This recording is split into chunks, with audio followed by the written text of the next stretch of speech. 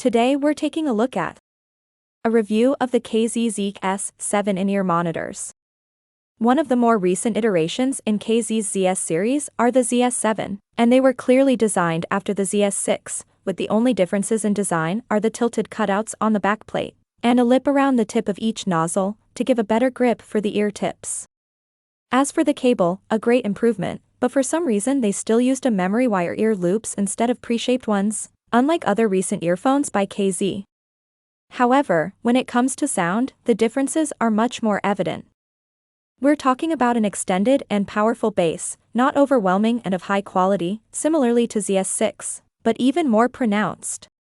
Along with that, we get edgier upper mids/lower treble, which causes shoutiness and discomfort when certain sounds are played, an issue the ZS6 doesn't have. As for the highs, the ZS7 are complete opposites to the ZS6. The highs are veiled and unsatisfying, but are still accurate. All in all, these are good earphones, but just like the ZS6, they also have significant disadvantages that make them less relevant, considering the price point at which these are sold and considering the amount of balanced armatures using in these earphones. With some balancing tweaks, these could have been one of KZ's best offerings to this day. The sound signature is bassy. Here are some of the pros. Very good sound quality and accuracy. Powerful bass and very deep sub-bass response. Extremely loud and very easy to drive even with weak sources. Detachable cable, which extends the lifespan of these earphones. Here are some of the cons. Intrusive mids that make vocals and certain instruments a bit uncomfortable to listen to after a while. Although comfortable to listen to, the upper treble is veiled and unremarkable. The channel splitting wires are ridiculously long and the Y-split is way lower than necessary, making the cable quite dangly and difficult to control. Despite that, the inline remote isn't too far from the mouth. KZ used the memory wire ear loops again, for some reason. Comfort and fit. As I said with ZS6, when it comes to comfort, I prefer ZS7 over the ZS5. The different shape and angle of the nozzles actually suit my ears better, and I could wear these earphones comfortably for hours. I'm not a huge fan of the memory wire ear loops on the cable, though. The lip around the nozzle is a subtle but a very welcome addition, as it keeps a better grip of the ear tips and prevents them from sliding off of the nozzles. Lows, bass. Very powerful and high-quality bass reproduction. Very extended, so you can enjoy some serious bass rumble when listening to electronic music. Even on lighter or vocal-oriented music styles, I don't consider the bass to be exaggerated.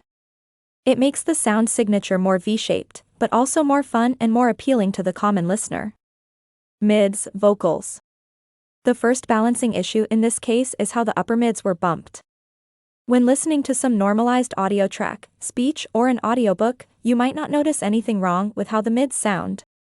Then some sudden sound of a new message or notification from your favorite social network pops out, and your mind gets blown by it. This is a tiny example of the problem, but is sufficient to conclude that the upper mids are simply too edgy, and unless you turn down the volume, to a degree where the upper treble will be inaudible, you won't find the listening experience to be consistently comfortable. Highs, treble.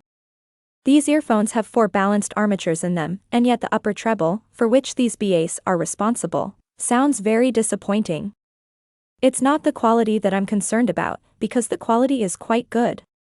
It's the amount of treble you get, which in turn means the amount of detail you get out of these earphones, and it's just not enough for this price point.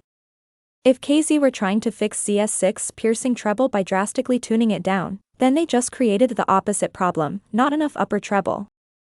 The tuning could have been done better for sure. What about you? What's your favorite aspect of this IEM, and do you have more that were not in this video? Share your thoughts and comments below. If you enjoyed this video, give it a thumbs up and share it with your friends so we can keep making them. For more videos like this, hit the subscribe button and remember to click on the notification bell. Also, be sure to check out our other videos as well. Thank you for watching.